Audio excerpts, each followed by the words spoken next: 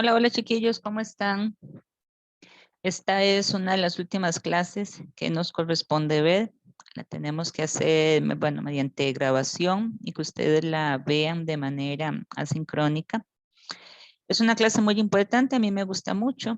Se relaciona con todo lo que tiene que ver con las infestaciones por artrópodos a nivel veterinario.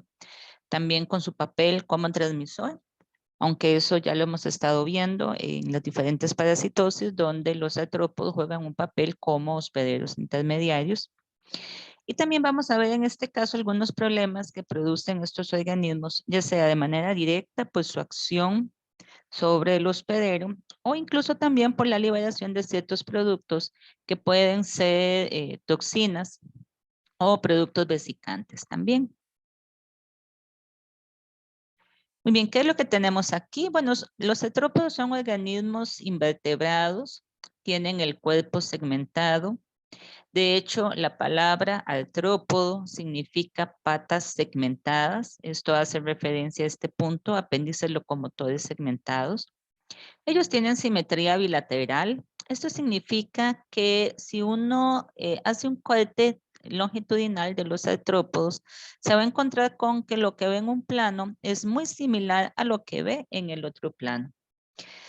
De las cosas características que tienen estos organismos es un exoesqueleto que se compone principalmente de quitina. Ellos tienen órganos de los sentidos, tienen ocelos, tienen ojos, tienen quimiorreceptores. De hecho, lo podemos notar cuando intentamos matar a una mosca, ¿verdad? Que nos acercamos sigilosamente, pero a veces ella se da cuenta que andamos por ahí. Bueno, esto es gracias a la presencia de órganos de los sentidos. Algunos son muy especializados. Por ejemplo, los escorpiones tienen un pecten, que es como una especie de peine que está localizado en la parte ventral, que les permite sentir vibraciones. Entonces, esta parte ya la tienen muy desarrollada. Son dioicos, hay machos y hembras con reproducción sexual. Y vamos a ver que hay un punto interesante que son los tipos de metamorfosis. Los artrópodos pueden presentar diferentes tipos de metamorfosis de acuerdo con el desarrollo de su ciclo de vida. Y esto es importante en términos de control. ¿Por qué? Porque nos permite de pronto tener la posibilidad de controlar ciertos estadios evolutivos de manera más eficiente. Muy bien, estos tipos de metamorfosis los podemos dividir en tres. Uno es la metamorfosis a metabolia, o por decirlo de alguna manera, donde no tenemos metamorfosis.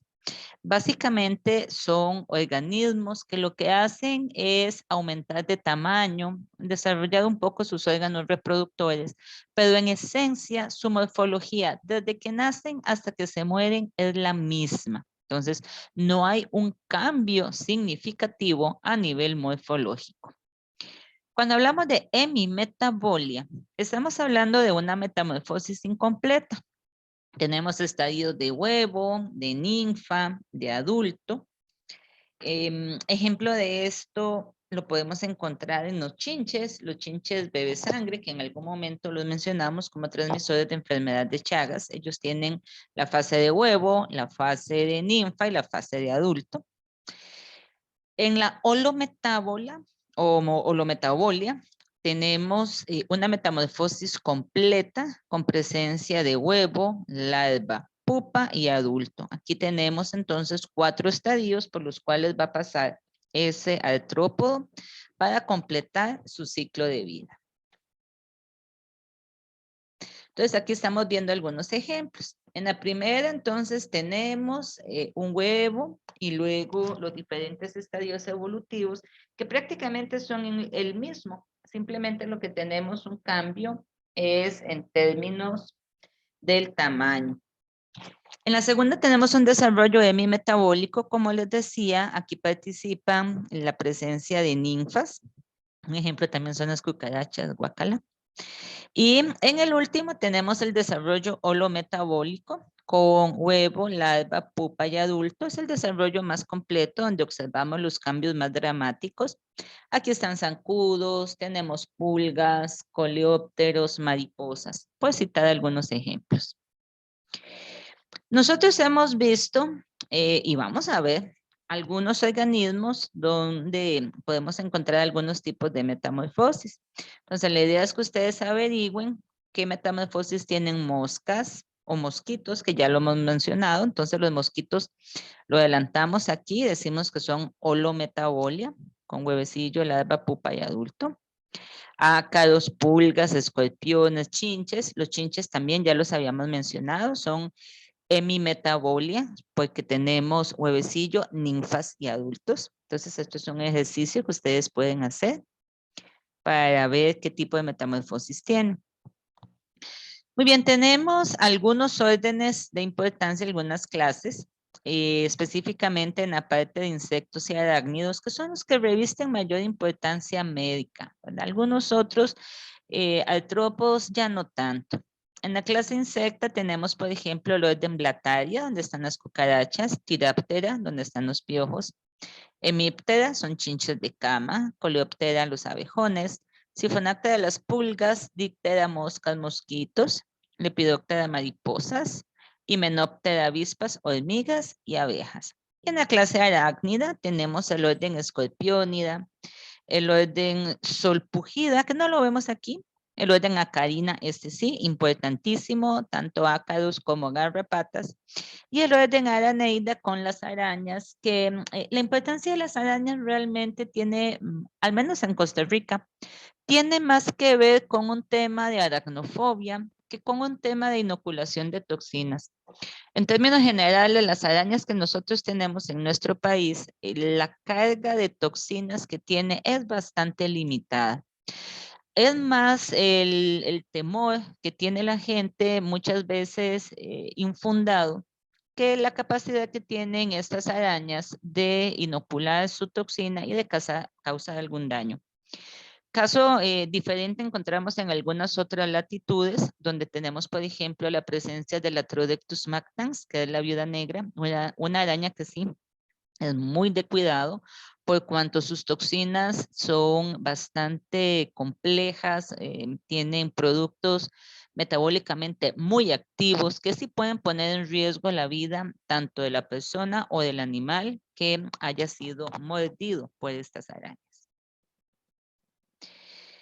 Hay otros artrópodos interesantes, pentastómidas, son gusanos de la lengua, no los vemos. Crustácea, aquí tenemos copépos, cangrejos, langostinos. Hemos estado hablando de estos organismos como importantes a nivel de hospederos intermediarios de algunas parasitosis.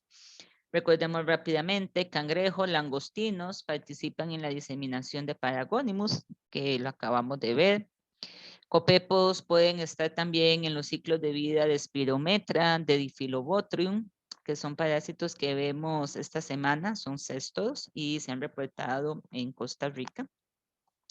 Los diplópoda son milpies. Ellos también tienen alguna importancia a nivel de hospederos intermediarios, de algunos parásitos en particular.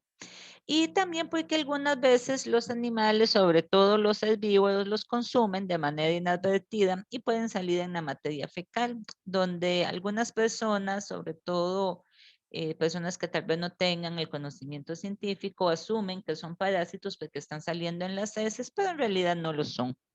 Recordemos cuando vimos la parte de generalidades que eso es un ejemplo de parasitismo espurio o falso parasitismo. Es simplemente un organismo que se consume, pasa a través del tracto digestivo y se desecha con materia fecal sin causar infección, sin causar patología. Eso es muy importante. ¿Dónde vemos también ejemplos de este tipo? En los gusanos de las guayabas, por ejemplo, que alguien de pronto se coma la guayabilla, un animal se coma la guayaba, va con el gusano y pum, pasa directo. No hay asociación en cuanto a patología. ¿Por qué? Porque es un parasitismo espurio. Muy bien, estos son ejemplos de algunos de estos artrópodos. Estos son los dípteros. Esta es una mosca. Aquí tenemos a los de Araneida. Aquí están las arañas. Características. Bueno, tienen 8 patas. 1, 2, 3, 4, 5, 6, 7, 8. A veces la gente se confunde un poquito con esto que observamos aquí, en la parte anterior, esto es parte del aparato bucal. Hay arañas que tienen estos palpos muy desarrollados que nos da la impresión de que son patitas, pero en realidad no lo son. Bueno, se me olvidaba decirles, en cuanto a la composición corporal, los insectos como los dípteros tienen 3 segmentos claramente definidos, una cabeza, un tórax y un abdomen. Del tórax salen las extremidades, del tórax van a salir las patitas y las alas. Esto es importante porque a veces se enredan un poquillo, a veces uno los pone a dibujar y le ponen las patas saliendo ahí del abdomen y nada que ver. Bueno, a mí me generó mucho estrés una mariquita que me habían regalado y la mariquita es un insecto. El tema fue que le pusieron 8 patas y se las sacaron del abdomen. O sea, parecía no sé, una fusión entre garrapata y mariquita, era algo terrible. Y al final mejor la quité. En el caso de Loiden araneida, tenemos 2 segmentos corporales bien definidos, un cefalotórax y abdomen, es decir, fusión de la cabeza con el tórax y la parte aquí abdominal. Las garrapatas están en este grupo, entonces también van a tener las 8 patitas y su cefalotórax y abdomen. Esto es un copépodo importantísimo en la transmisión de algunos parásitos específicamente de vida dulce, perdón, de agua dulce. Como les había mencionado en algún momento, Diphyllobotrium, Spirometra, los vamos a ver el lunes. Muy bien. ¿Por qué producen los artrópodos importancia médica? O sea, ¿qué hacen ellos que de pronto nosotros nos vemos en la necesidad de estudiarlos? Bueno, algunos son causantes directos de enfermedad, es decir, son parásitos. Recordemos que la parasitosis es aquella asociación donde un organismo vive a expensas del otro, usualmente causándole daño, ya sea actual o potencial. Entonces, tenemos organismos que van a tener acción expoliativa, es decir, nos van a estar robando algo, pueden tener acción mecánica, traumática, con bastante frecuencia los artrópodos generan una acción traumática, es decir, rompen los tejidos. Pueden tener también una acción inflamatoria, una acción vectora que vemos más adelante. Entonces, aquí tenemos organismos que nos generan mucho problema. También algunos artrópodos son capaces de introducir toxinas, como estábamos mencionando, que conozcamos aquí en nuestro país, abejas, avispas, escorpiones, garrapatas, ¿verdad? Nos pueden introducir toxinas y generarnos problemas. Dentro de esos problemas hay una complicación que son los cuadros alérgicos. No todos los animales ni todas las personas responden de manera igual ante la inoculación de productos tóxicos por parte de los artrópodos. Hay personas y hay animales que tienen mayor sensibilidad. En este caso, el sistema inmune responde de manera exacerbada y termina con la producción de cuadros alérgicos que en algunos pacientes también pueden desembocar en anafilaxias. Las anafilaxias son entonces respuestas muy aumentadas del sistema inmunológico que comprometen la vida del paciente. Estamos hablando de situaciones de vida o muerte, donde en el término de 1 hora ustedes pueden tener un animal muerto o una persona muerta. Agentes transmisores, bueno, los hemos estado mencionando a lo largo del curso. Tenemos vectores biológicos y vectores mecánicos. Bueno, esto nos está sirviendo de repaso también. Un vector biológico, recordemos, es aquel que toma parte en el ciclo de vida del parásito, siendo necesaria su presencia.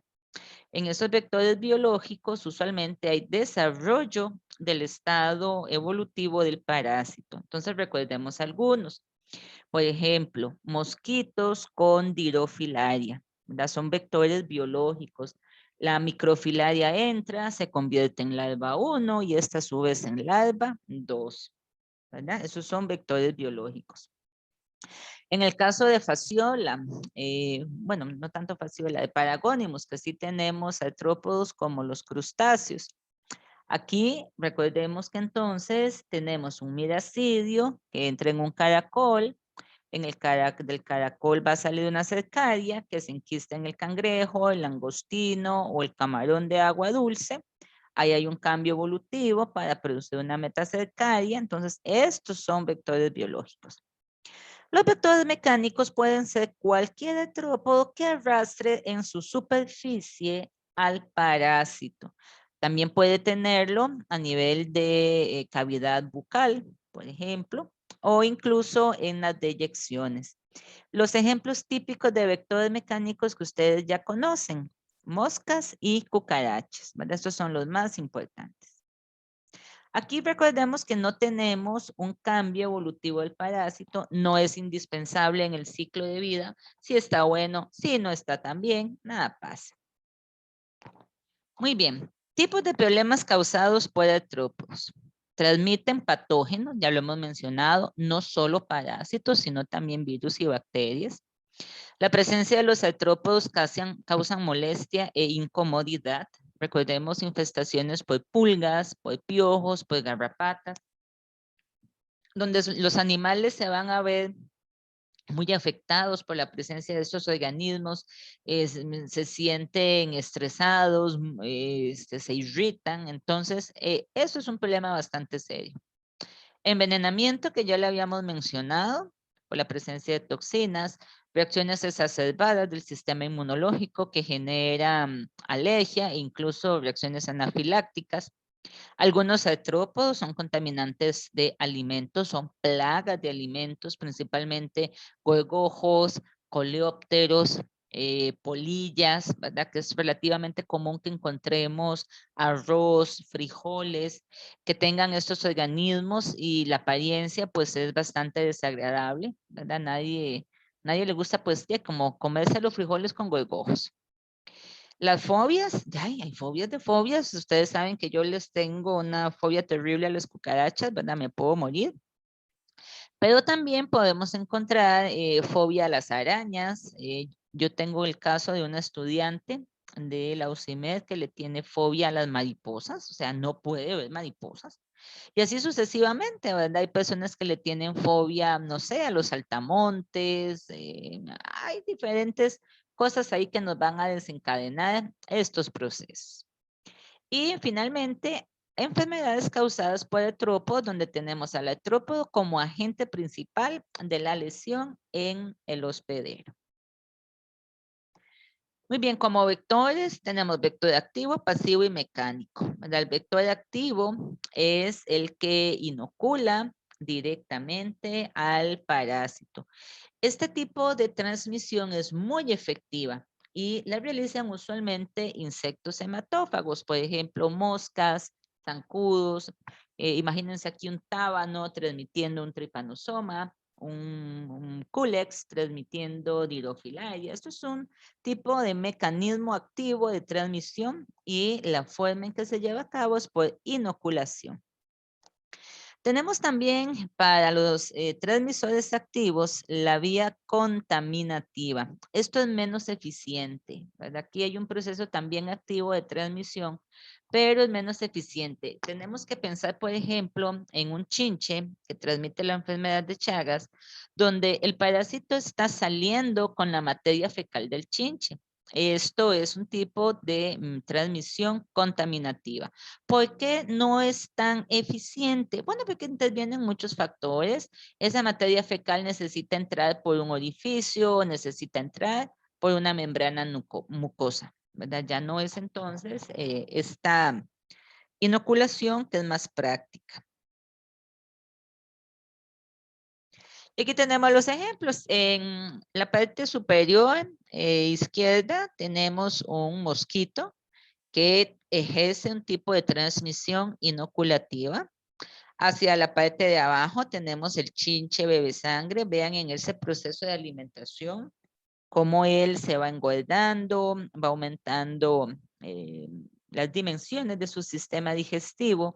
Usualmente esto genera la deyección por parte del artrópodo, porque se llena, por decirlo de alguna manera, la pancita, ¿verdad? Entonces defeca. En este material es donde va el parásito. Este material debe tener acceso a un orificio o a una membrana mucosa. Muy bien, ya se los di, yo les acabo de dar los ejemplos, entonces es cuestión nada más de que repasen cuál parasitosis de las que han visto tiene un método de infección inoculativa y cuál una contaminativa. Muy bien, ¿qué factores favorecen la transmisión de agentes infecciosos mediante la presencia de vectores? Bueno, para nadie es un secreto que cuando se dan ciertas condiciones, sobre todo pensando en cambios climáticos, el rango de dispersión de los artrópodos puede cambiar. Entonces, ¿dónde lo estamos observando? Con los mosquitos es un ejemplo muy claro. Al aumentar las temperaturas, los mosquitos pueden ir colonizando sitios cada vez más altos, que antes no lo conseguían por un tema de temperatura. Entonces, los vectores pueden movilizarse a otras zonas y de esta manera dispersar algunas parasitosis. ¿Cómo se desplazan estos vectores? Bueno, hay diferentes formas, ¿verdad? A veces las mismas personas los llevan de un sitio a otro, los mismos animales los llevan de un sitio a otro también. Y a veces, como les dije, es una adaptación a cambios a nivel ambiental. Muy bien, ¿qué más favorece la transmisión vectorial? Bueno, que tengamos presencia de reservorios.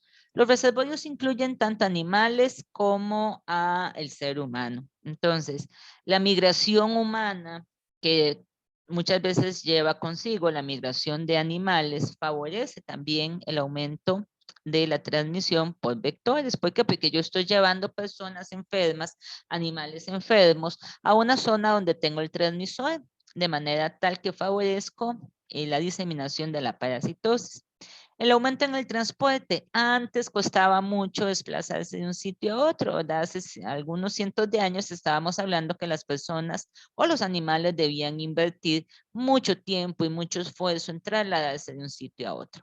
En estos momentos no, se montan en un carro, en un avión, en un barco y rapidito están en otro sitio. El comercio de animales también. Lastimosamente, aquí estamos hablando no solo de animales domésticos, sino también de animales silvestres, sobre todo ya en algunos sitios donde, a pesar de que es ilegal, se da con alguna regularidad. Entonces, ya pues es un riesgo inminente el hecho de comercializar con animales que pueden tener agentes infecciosos.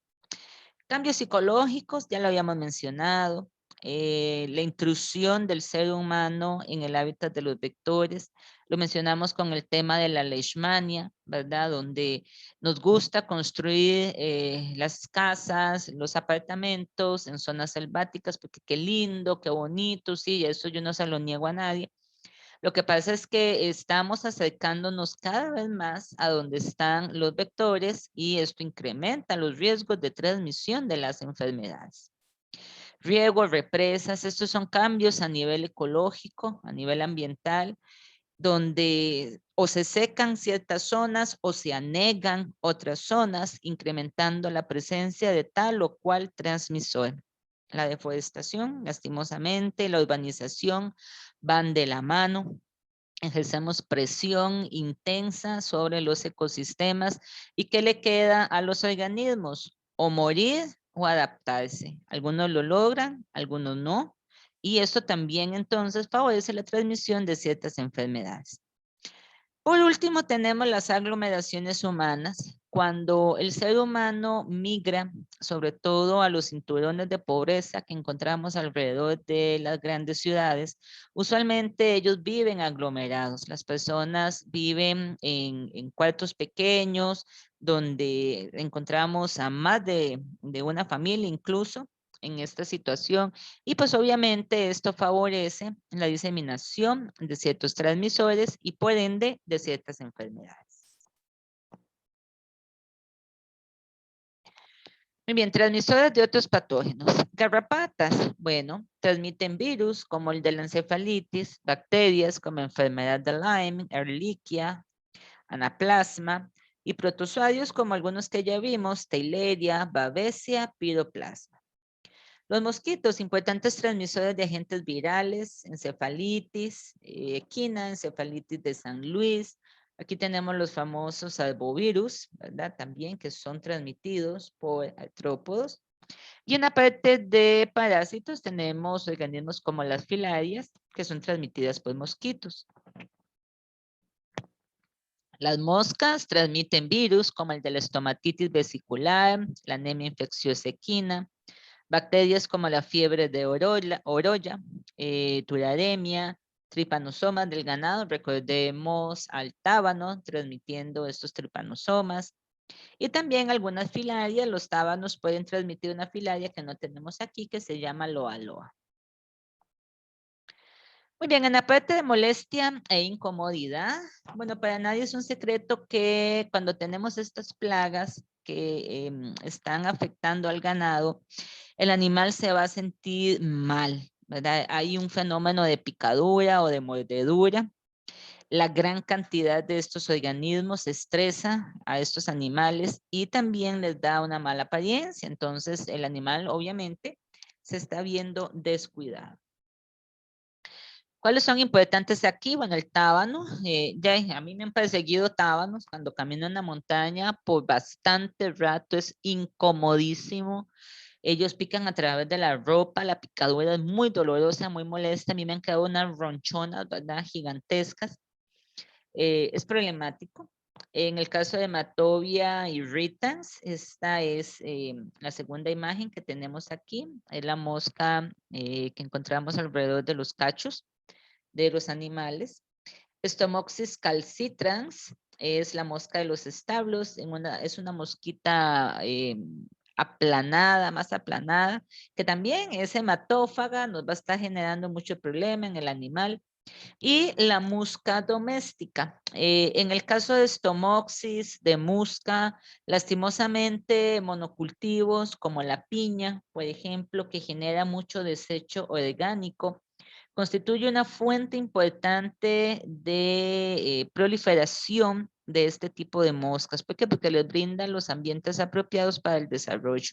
Entonces, esto nos está generando problemas bastante serios en algunas zonas cercanas a estas plantaciones. Es un tema que está sobre el tapete, bastante candente, porque ya siempre hay intereses económicos y políticos de por medio y muchas veces los productores no tienen cómo hacerle frente. ¿Verdad? Es un problema bastante serio. Yo creo que a alguno de ustedes le tocó hablar un poquito de esto en los trabajos que habíamos dejado. Bueno, en las pulgas tenemos algunas bastante importantes. Xenocephalides canis y Xenocephalides felix son de las más comunes en animales de compañía. Tenemos también Xenoxila keopis.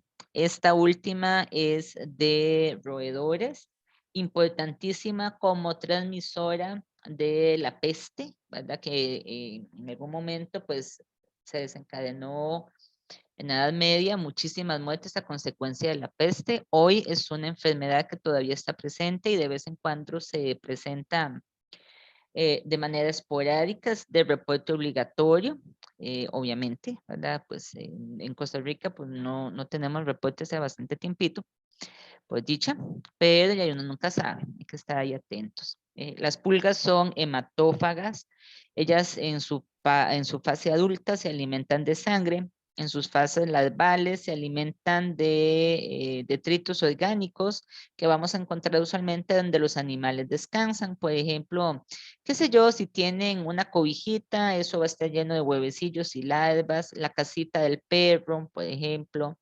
Sillones, si el animal acostumbra subirse un sillón. Pisos de madera. Nosotros tuvimos hace bastantes años un problema muy serio con una infestación de pulgas en un corredor donde ya se dio ahí la acumulación de huevecillos y larvas. Era pavoroso, o sea, pavoroso era eso. Los tratamientos incluyen fipronil, imidacloprid, lufenulón, selamectina. En el mercado hay muchas opciones de tratamientos para las pulgas. Aquí lo más importante a tener en consideración es qué se puede utilizar en cada animal, ¿verdad? No es lo mismo un perro que un gato y las diferentes razas. de estos animales pueden tener alguna contraindicación en relación con estos productos y también que resulta importante la rotación para no crear fenómenos de resistencia. Un tema, chiquillos, algunos de estos productos son efectivos solos contra los parásitos adultos, entonces necesitamos ejercer algunas aplicaciones periódicas para ir eliminando los que se van generando o aplicar algún producto específicamente al suelo o lavar con agua caliente las cobijitas, las camitas de los animales. Aplicar la aspiradora a ciertos rincones funciona bastante bien y luego ya desechar adecuadamente este polvillo porque ahí pueden ir larvas, huevecillos y pupas.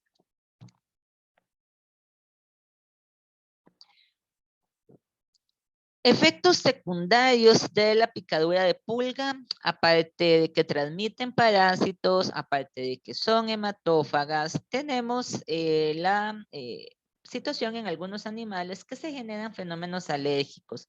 Yo tengo uno de los perritos míos, el Schnauzer, es súper alérgico a las picaduras de pulga. Yo sé que le anda una pulga porque se pone como loco, se rasca, se rompe, es algo impactante cómo se pone ese animal con las infestaciones por pulgas.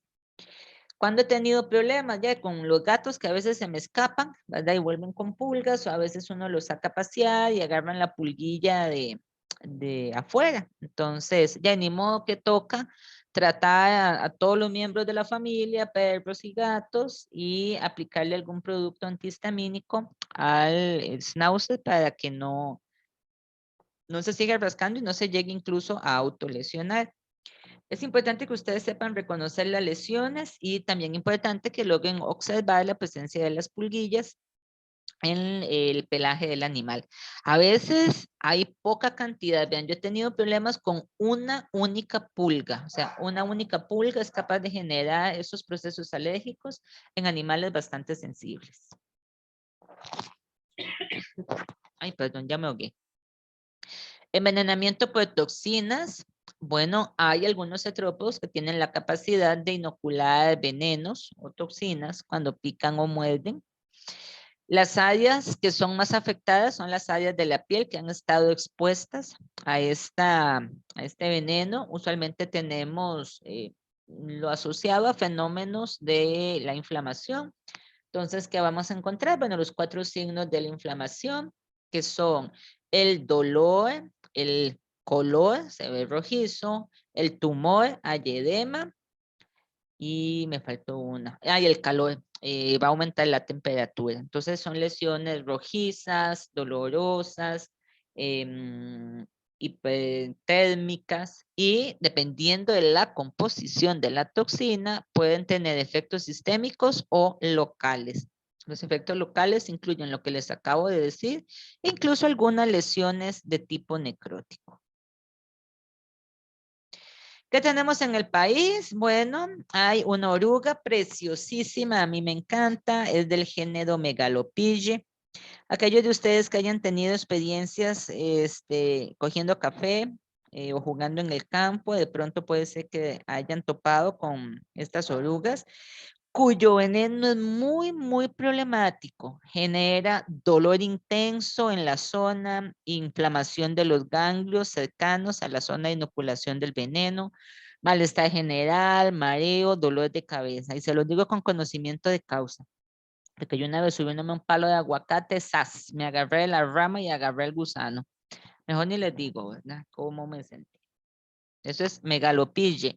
Nombre popular, gusano ratón, gusano perico.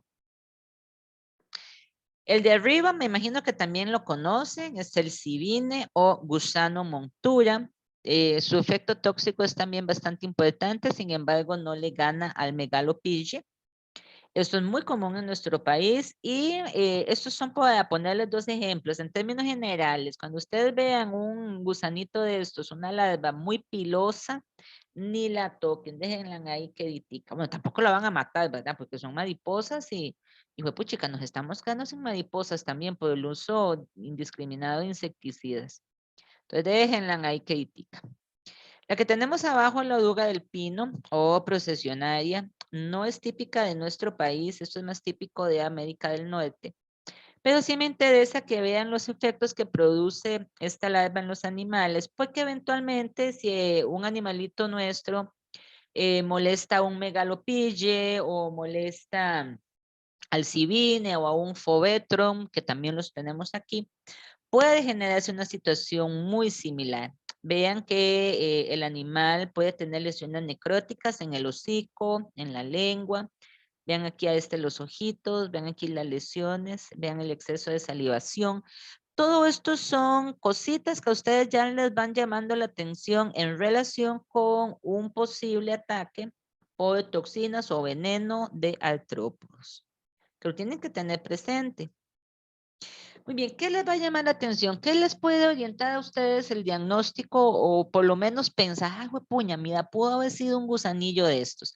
Bueno, primero la información que les puede brindar el dueño del animal en cuanto a la conducta del animalito, a dónde acostumbra estar, si sale al patio, si estuvo ahí con algunas matillas, ¿verdad? Y ustedes detectan en el animal conductas de nerviosismo, deglución rápida. Puede ser que le hayan quedado pelitos ahí pegados y el animal se esté tocando de forma repetida el hocico con las patas. Pueden haber signos de dolor, hipersalivación. Si se ha tragado la oruga, de pronto puede vomitar. Es importante que el dueño del animal o conserve el vómito o por lo menos le tome una foto para que ustedes la vean. Luego, procesos edematosos en lengua, labios, cabeza, ¿verdad? Y a veces los animales incluso no pueden cerrar la boca debido a estos procesos. Entonces, todo esto nos está diciendo, bueno, algún contacto tuvo el animal con el hocico y hay que pensar entonces en la posibilidad de estas orugas. Como les digo, que es muy importante la información que pueda brindarles el dueño del animal. Muy bien, estas son cosas que no hay que dejar pasar. A veces la gente no le da la importancia que merece este tipo de situaciones en los animales y entonces se atrasa la atención veterinaria y como consecuencia tenemos efectos más severos. Los tratamientos incluyen siempre lavar la zona, aplicar hielo. El hielo, muy importante, o sea, el hielo no es que se aplica directamente, hay que envolverlo en un pañito, aplicarlo por unos minutos, retirarlo, no lo pueden dejar puesto ahí tampoco.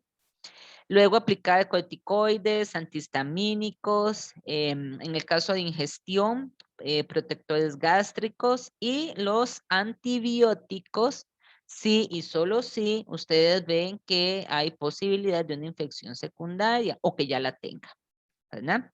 Y por supuesto, dependiendo del animal, se puede manejar un tema de fluidoterapia mientras el animalito se recupera, sobre todo si ha vomitado, ¿verdad? De manera excesiva. O si por un efecto de edema él no ha podido tomar agüita, entonces hay que ustedes revisen cómo anda el tema de la hidratación y si requiere o no requiere esta fluidoterapia. Muy bien, en el grupo de las véspide, donde teníamos abejas, avispas, tenemos una muy particular, relativamente común en nuestro país, que es Apis mellifera, la Apis mellifera de la abejita que se utiliza en la producción de miel. Hay diferentes variedades, hay algunas autóctonas, algunos son híbridos, algunos son importados.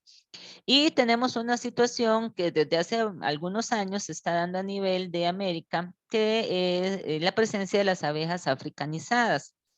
¿Qué fue lo que tuvimos aquí? Bueno, un intento de mejorar las especies mediante el cruce controlado de algunos tipos de abejas con un resultado no muy bueno en el sentido de que se escaparon antes de tener adecuadamente desarrollada, ¿verdad?, la nueva variedad.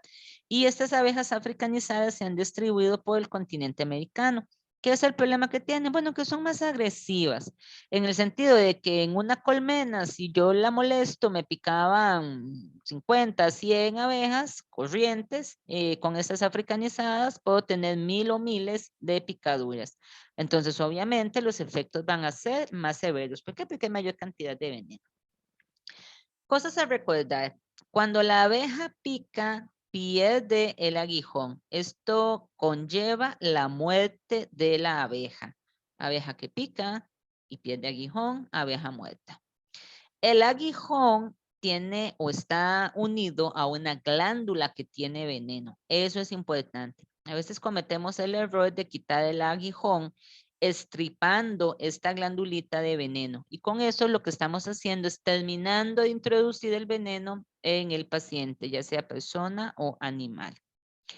Entonces, ¿qué es lo que vamos a intentar hacer? Esto hay que retirarlo, pero utilizando un objeto plano, una tarjeta de crédito, la cédula, la hoja de un bisturí, de manera tal que se empuje sin ejercer presión en la bolsita de veneno.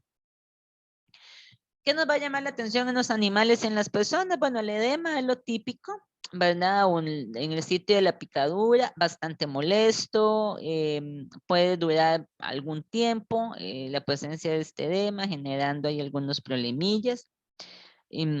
Traten de ver, ¿verdad? De hacer la observación, preguntarle al dueño si hay panales cerca, si vio al animalito jugando. El náuseas mío pues varía también, es que es terrible.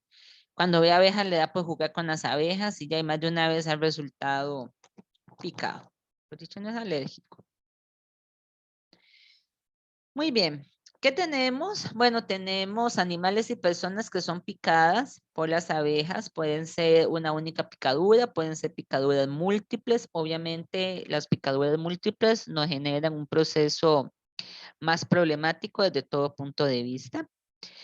¿Cómo sabemos que un animal o una persona es alérgica? Bueno, pues cuando encontramos procesos sistémicos a la par de la sintomatología local. Entonces, si el animalito lo picó en una pata y ustedes empiezan a ver que se le hincha la cara, se le hincha la boca, se le hinchan los labios, la lengua, ojo, pueden estar en presencia de un proceso de anafilaxis. También si se dificulta la respiración, si pierde la conciencia, si hay urticaria, si hay disminución en la presión arterial. Esto es una emergencia médica y veterinaria. En una reacción anafiláctica, a lo más cuentan con 1 hora. Entonces hay que movilizarse rápido. Tanto el dueño del animal como ustedes, como si es ustedes o una persona conocida que son picados y son alérgicos. O sea, no hay que quedarse, ay, esperemos a ver si se compone. No. O sea, tienen que acudir inmediatamente al servicio médico. Aunque ustedes no lo crean, en Costa Rica se producen bastantes muertes al año por picadura de abeja. No solo personas, sino también animales. Y los ataques por abejas africanizadas están a la orden del día. En cualquier momento se pueden dar.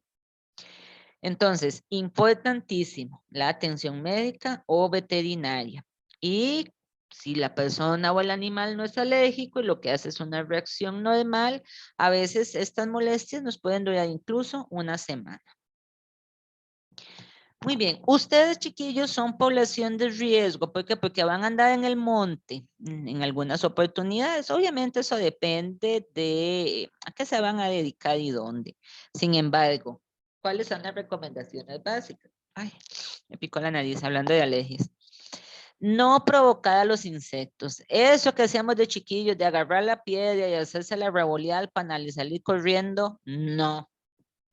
Luego, evitar movimientos bruscos y rápidos. O sea, si ustedes saben que hay un panal o si ven un panal, o sea, no van a pasar corriendo y pegando gritos como locos. No. O sea, despacito, traten de no molestar, evitar, o sea, transitar por esa zona.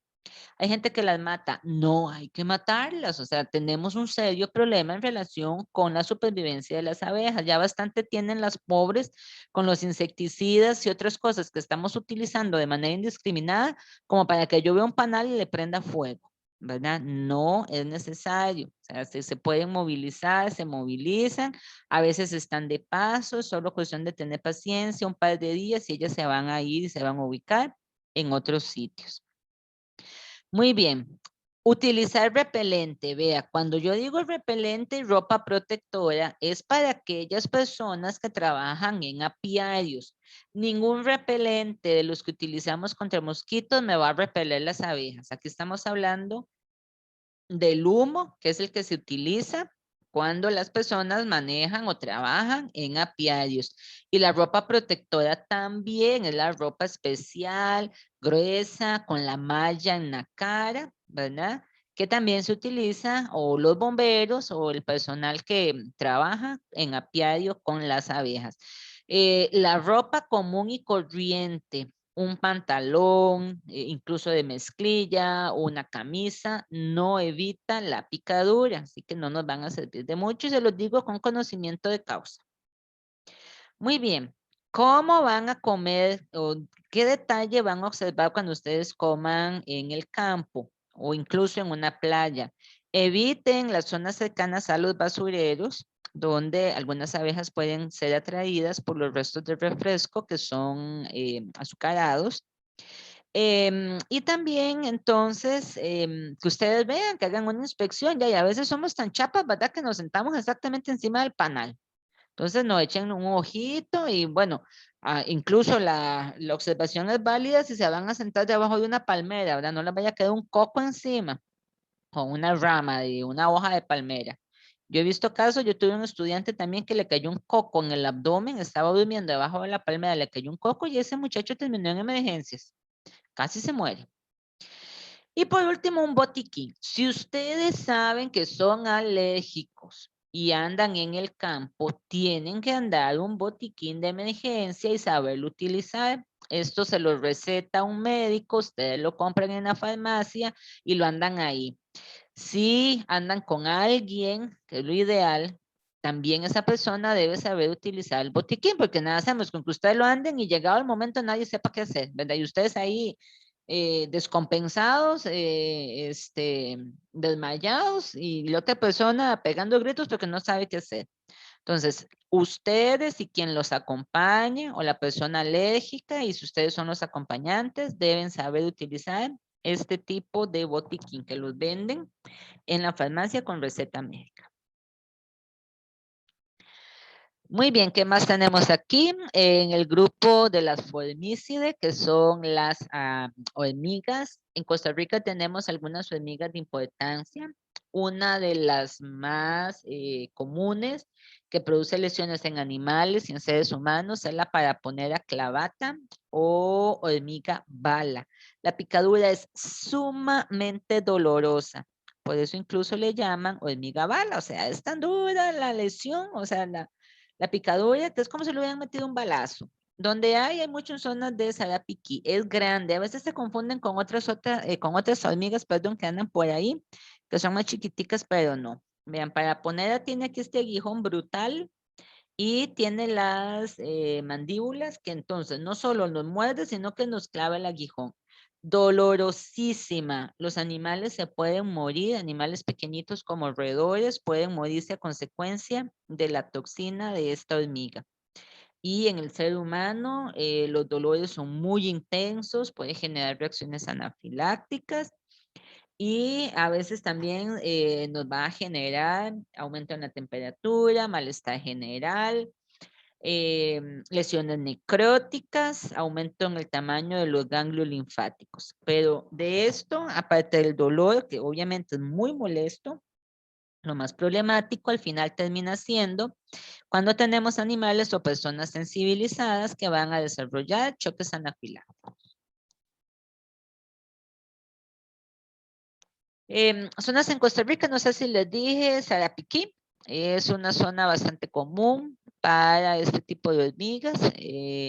Hay zonas interesantes, la estación La Selva, por ejemplo, la Tirimbina también, son sitios donde yo he visto incluso los nidos, es impresionante como suena eso, o sea, uno no se imagina. el tamaño de esos hormigueros, la gran cantidad de hormigas y cómo suena, ¿verdad? Es pavoroso. Bien, bueno, tratamientos. En este caso vamos a ver que la mayoría de las veces son tratamientos de sostén, algún producto para aliviar el dolor, antihistamínicos tópicos o sistémicos, y en el caso de anafilaxis, pues el tema se maneja como una anafilaxis, ¿verdad? Ya ahí estamos hablando de algunos otros productos, de vigilar el ritmo cardíaco y un largo etcétera. Escorpiones en Costa Rica, sí, tenemos dos géneros bastante bien reconocidos, que son el género Centruroides y el género Titius. Ambos van a inocular toxinas. Sin embargo, estas toxinas no son tan problemáticas como las que encontramos en otras latitudes, por ejemplo, hacia América del Sur o hacia América del Norte, en algunos desiertos, en África también, donde hay géneros de escorpiones cuya toxina es muy potente. En Costa Rica las que tenemos son bastante moderadas, usualmente no nos dan mayor problema, aparte de la molestia local o personas o animales también que tengan algún proceso anafiláctico. En estos casos requieren atención inmediata, ¿verdad? No hay que esperar. ¿Por dónde inocula la toxina? Por el aguijón que está aquí en la cola. Hay gente que cree que es con esto, con las pinzas. No, es con la cola. Entonces vienen y pum, lo agarran de la cola y toma, ¿verdad? Ahí está la inoculación del veneno. Hay procesos a nivel local con edema, enrojecimiento, dolor, calor, aumento de la temperatura, algunas veces vómitos, algunas personas sienten adormecimiento de la lengua, se les dificulta la articulación de las palabras, pero eso es un efecto pasajero. Estos son ejemplares de Centroides margaritatus. Hay algunas creencias populares en relación con los escorpiones que incluyen decir, por ejemplo, que se queman, si usted les acerca fuego, ellos se queman solos, cosas así, pero no, más que todo son creencias populares sin fundamento científico. El veneno es un polipéptido, tiene acción neurotóxica, bloquea canales iónicos y hay una activación masiva de neurotransmisores. Esto ya lo vimos, el dolor local, la salivación, eso se alorrea, convulsiones, coma. El tratamiento siempre va a incluir el lavado y la desinfección del sitio de la picadura, tratamiento de sostén. En otros países se estila utilizar antitoxinas, en Costa Rica no. Y aquí hay algo importante, no se los he mencionado. Cuando tenemos picaduras o cuando ustedes, qué sé yo, bueno, los pica un escorpión, los pica una abeja, una avispa, o qué sé yo, se paran en un clavo, se quedan guindando un alambre de púa, se clavan una espina. Importantísimo que revisen el estatus de la vacuna del tétano. Si no se acuerdan, si no están seguros hace cuánto se la pusieron, se la deben de volver a poner. Porque hay un riesgo de adquirir el Clostridium tetani, cuyos efectos, pues obviamente pueden ser la muerte. Entonces, ojo con esos detalles. Lo que son lesiones pues, punzada, tienen alguna probabilidad de generarnos esta complicación que es el tétanos. Y siempre tenemos que revisar el estatus de la vacuna. La vacuna se pone cada 10 años. Ante la duda, mejor ponérsela. Muy bien, en las garrapatas, bueno, es un problema bastante serio, sobre todo en algunos animales, animales en estado de abandono, perros principalmente, aunque los gatos no están exentos, ganado también. Las garrapatas nos van a generar mucho problema, ya tanto por el efecto hematofágico que tienen, o incluso por la liberación de productos tóxicos, como en el caso particular de Ixodes, que genera un proceso que constituye una parálisis ascendente, muy problemática, puede matar a los pacientes. Hay diferentes ciclos para las garrapatas. Hay garrapatas que utilizan varios hospederos en su ciclo de vida, algunas no. No vamos a entrar mucho en esos detalles. Sí es importante esto en términos de el tratamiento, el control de este tipo de plagas. ¿Por qué? Porque a veces las vamos a encontrar en vegetación, entonces ahí hay que hacer intervenciones un poco a ese nivel. Importante aquí, la parálisis por garrapatas, como les comenté, tenemos a Ixodes que libera una toxina que va causando parálisis ascendente, es decir, empieza de abajo hacia arriba sin tratamiento. La parálisis puede llegar a alcanzar los músculos que participan en la respiración o incluso a nivel de corazón, y tanto animales como personas se pueden morir. Lo bueno de esto es que cuando quitamos la garrapata, los síntomas se quitan. Entonces, el tratamiento es bastante sencillo.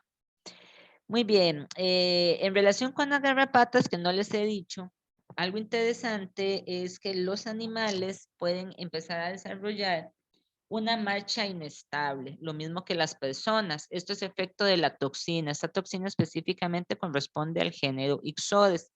Entonces, si ustedes ven un animal que de pronto trastrabillea, que no le cuesta sostenerse en pie, que se va de lado, que camina de forma inapropiada, hay que hacer una revisión exhaustiva para determinar la presencia de garrapatas. Si es así, esto puede ser la causa. Se corrige fácilmente cuando le quitamos las garrapatas. Lo mismo en el ser humano. Esto es relativamente común en niños. Hay casos reportados tanto fuera del país como aquí en Costa Rica, de personas con parálisis por la toxina de la garrapata. ¿Qué otros efectos tienen? Bueno, transmiten microorganismos, uy, las picaduras se inflaman, se pueden contaminar, yo doy fe de eso. Hace como 22 días me picó una garrapata en una caminata, todavía no se me ha quitado.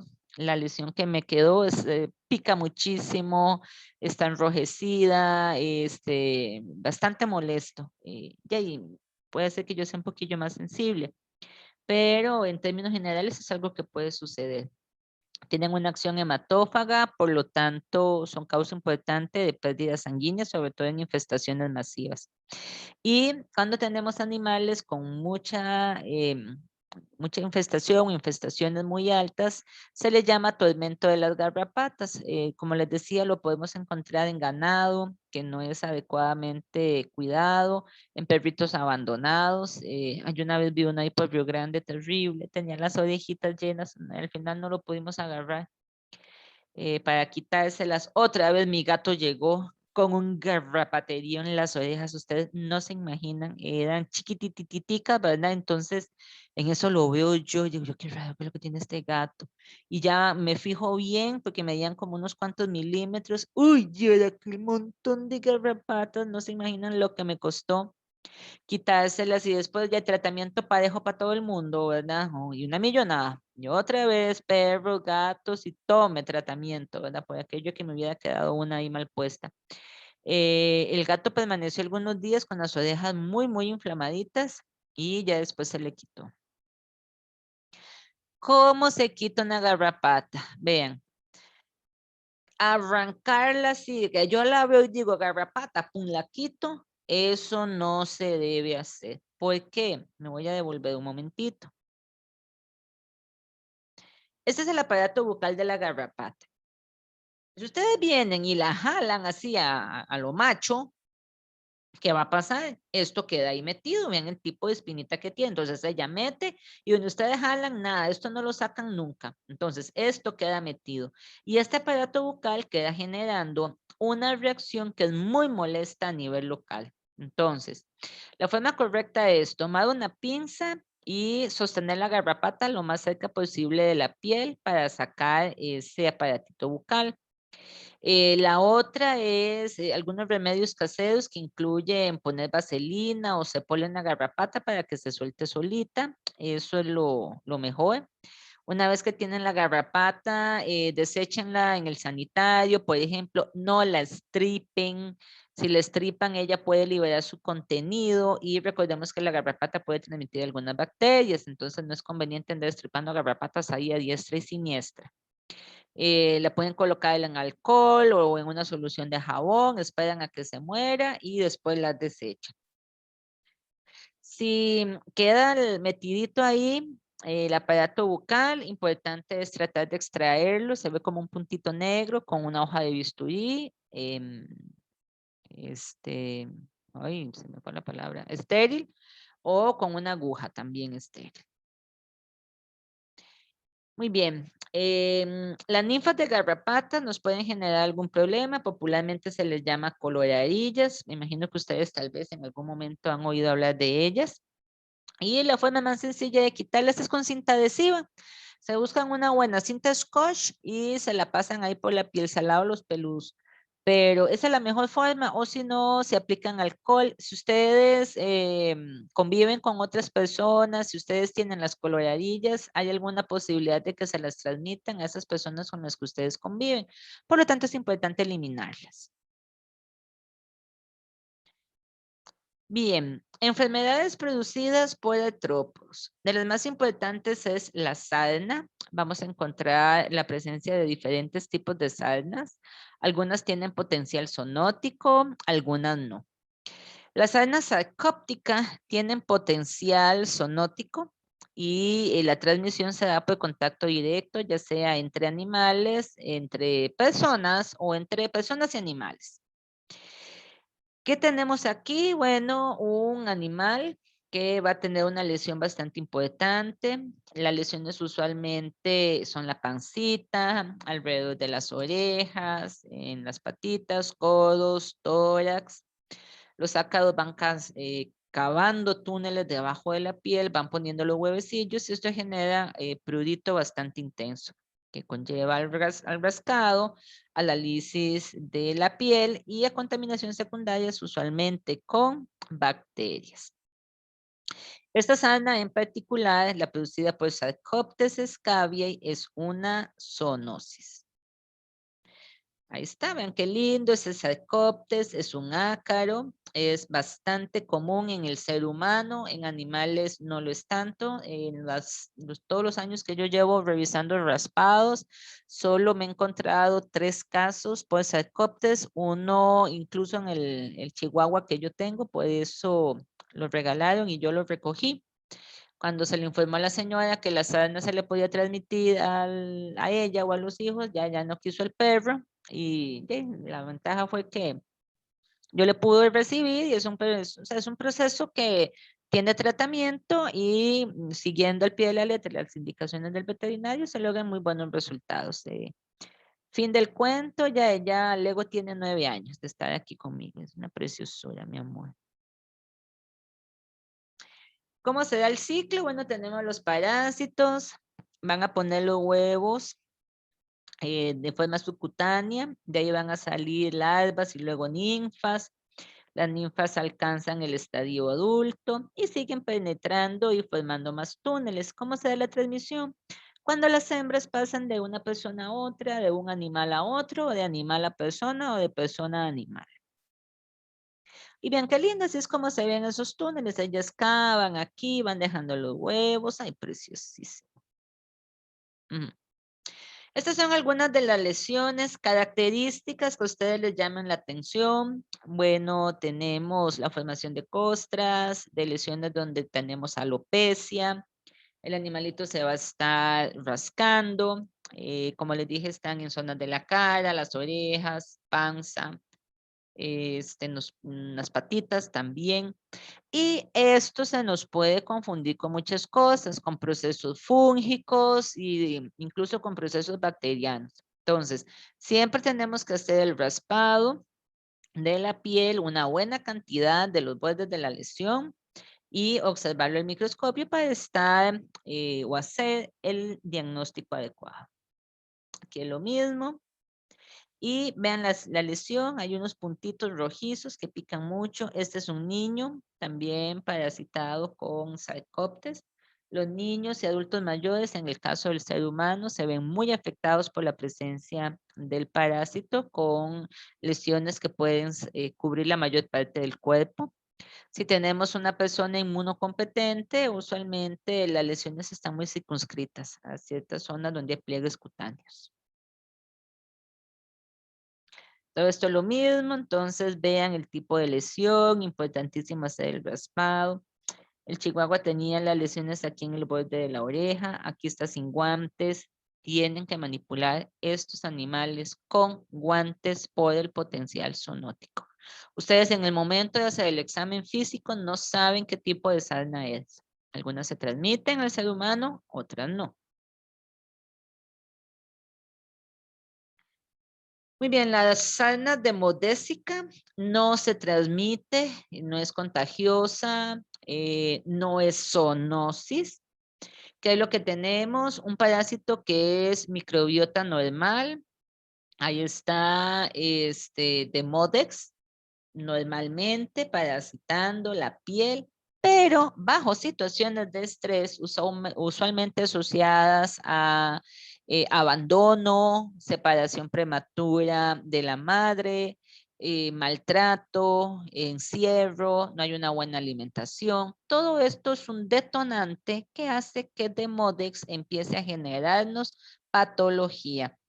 Y usualmente los animales más afectados son los cachorros, pero un animal adulto sometido a estas situaciones estresantes puede desarrollar en cualquier momento también sarna demodésica. Ahora bien, muy frecuentemente estas lesiones se sobreinfectan con hongos y con bacterias. Entonces, no es raro que a ustedes les reporten en los raspados Demodex y un dermatofito o Demodex y algún otro hongo que esté ahí causándonos problemas.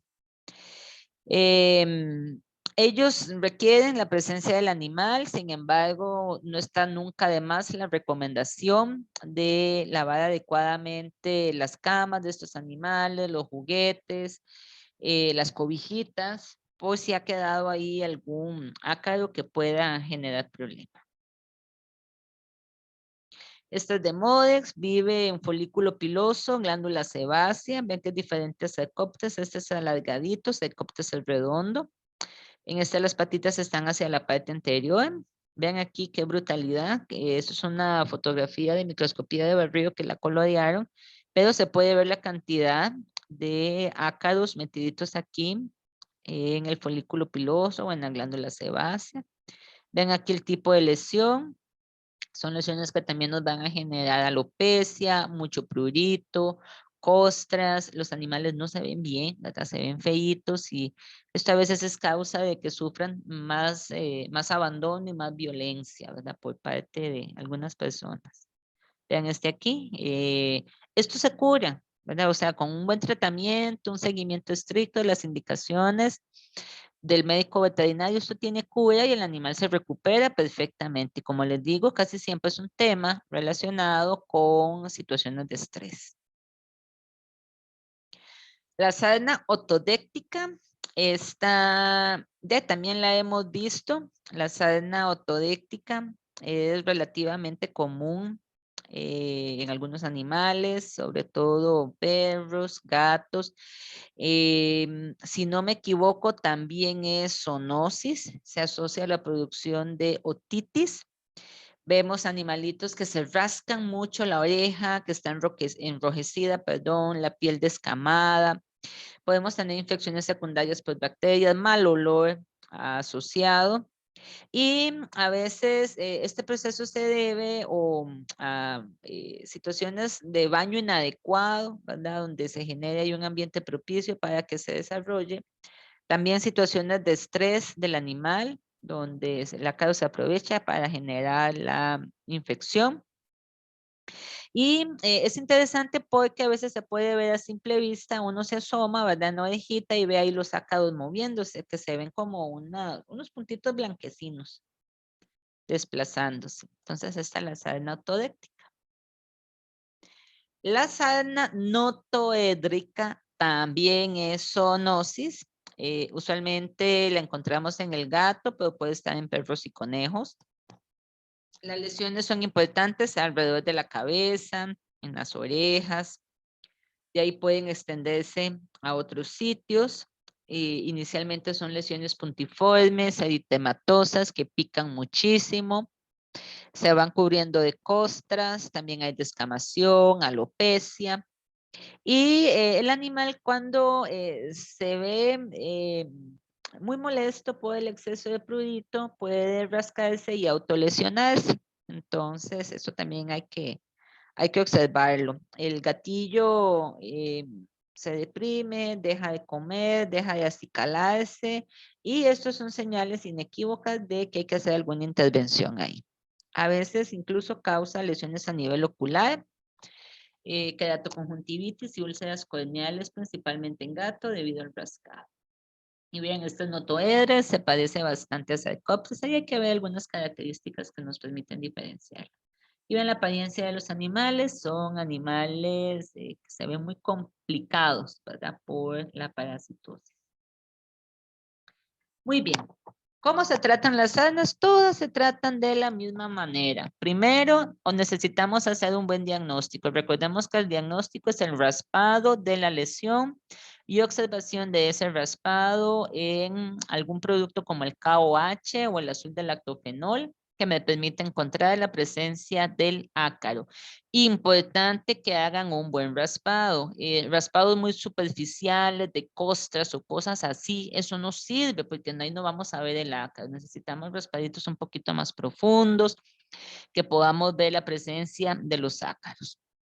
El raspado lo hacen ustedes, por cierto. ¿Qué más también? Bueno, entonces, como mucho de esto se debe a situaciones de estrés, es importante tratar de controlar esos procesos en los animales para que no se siga dando la situación. También mejorar la alimentación, mejorar el sistema inmunológico con algún suplemento que incluya vitaminas y minerales. Y lo otro es, bueno, aplicar estrictamente el tratamiento tal y como lo indica, lo han indicado ustedes, ¿verdad? Como médicos veterinarios, en los tiempos y dosis adecuadas, incluso rotando medicamentos. Cuando yo tuve el problema con el chihuahua, cuando lo recogí, había que estarle rotando los productos, no se podían utilizar siempre el mismo para evitar los temas de resistencia. Eso nos funcionó bastante bien. Sí tengo que reconocer que son tratamientos largos, que incluyen los baños, incluyen los productos sistémicos, incluyen las pipetas, ¿verdad? Entonces, ya por la inversión económica para ayudar a estos animales sí puede llegar a ser importante. ¿Qué otro tema hay aquí? Muy bien. Confirmen ustedes, médicos veterinarios, que en efecto el animal se curó. ¿Cómo lo confirman? Vuelven a hacer el raspado. Si ustedes ven que ya no hay lesión, que se recuperó el pelito, que el animal está bien, ok, genial. Si ustedes ven que permanece alguna lesión, aunque sea chiquitita, pero que está activa, vuelvan a hacer el raspadito para ver si se tiene que repetir el esquema de tratamiento. Diagnóstico, ya lo dijimos, raspado, observación de ese raspado con algún producto que disgregue el tejido. A mí me gusta mucho el KOH al 10%, es bastante eficiente. Hay otros que prefieren el azul del lactofenol, cuestión de gustos. Y esto es lo que vemos. Este es el material. Vean, me ha pasado, a veces, no sé, o echan tanta cosa que es un pelerío ahí que no se ve nada, o no echan nada. Entonces, qué difícil, ¿verdad? A veces es que es un revoltijo de pelo, sangre y granos que uno no sabe ni qué está viendo, y a veces por el contrario es que son 4 pelos ahí sin nada que uno dice, bueno, ¿y aquí qué, verdad? Entonces, no, no, no, no. Traten de hacer una buena recolección de ese material con un bisturí. Le pueden quemar un poco el filo del bisturí para no romper tanto el animalito.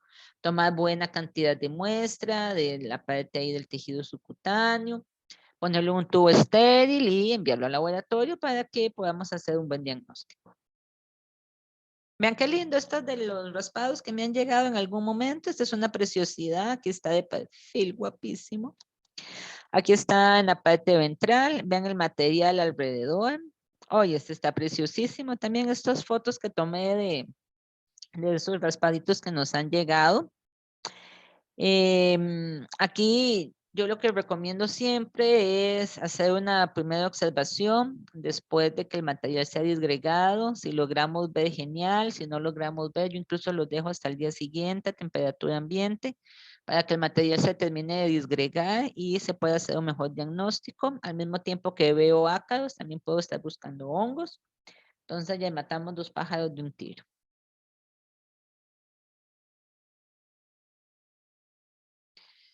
Muy bien, esto que vamos a ver ahora, bueno, términos de prevención. En términos generales, para lo que son las sarnas, tenemos que darle tratamiento a los animales enfermos, mejorar las condiciones de esos animales cuando tenemos un tema asociado al estrés. Y como dijimos antes, reforzar un poquito la parte inmunológica, ¿verdad? No hay que satanizar. Hay, hay sarnas, hay sarnas que no se transmiten al ser humano, hay sarnas que sí. Una buena comunicación con el dueño del animal es importante. Tampoco cuando se trata de una zoonosis es necesario abandonar al animal. Con tratamiento, con cuidados, la cosa se controla sin mayor problema. Ya yo me traje al ego con una sarna sarcóptica que era una zoonosis y a mí no se me pegó nada. ¿Qué es? Y es cuestión de administrar el tratamiento mientras el animal está en tratamiento, ya que los chiquitos no lo alcen, ¿verdad? Entonces, son cuidados básicos que evitan un abandono y también que le permiten una buena curación al animalito. Entonces, prevención, tratar a los animales enfermos, una buena educación popular, mejorar las condiciones donde están estos animales, si son criaderos, si son refugios, ¿verdad? Si hay un tema de sarnas, porque hay factores estresantes asociados.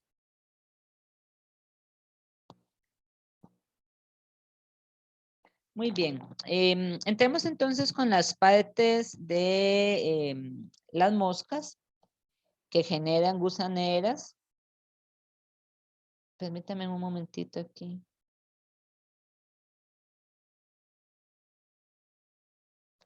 Que generan gusaneras. Y algunas de estas gusaneras son lo que se llaman miasis obligatorias, otras son facultativas y otras son los que llamamos miasis accidentales. Entonces, vamos a ver aquí. Uy, pucha. Voy a parar un momentito, ya casi continúo.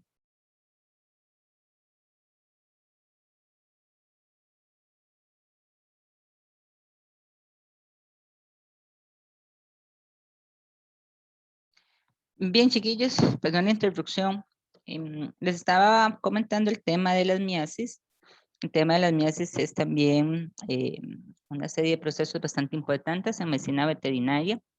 Les estaba diciendo que podemos clasificar las miasis en obligatorias, facultativas o accidentales, dependiendo de la biología del agente causante.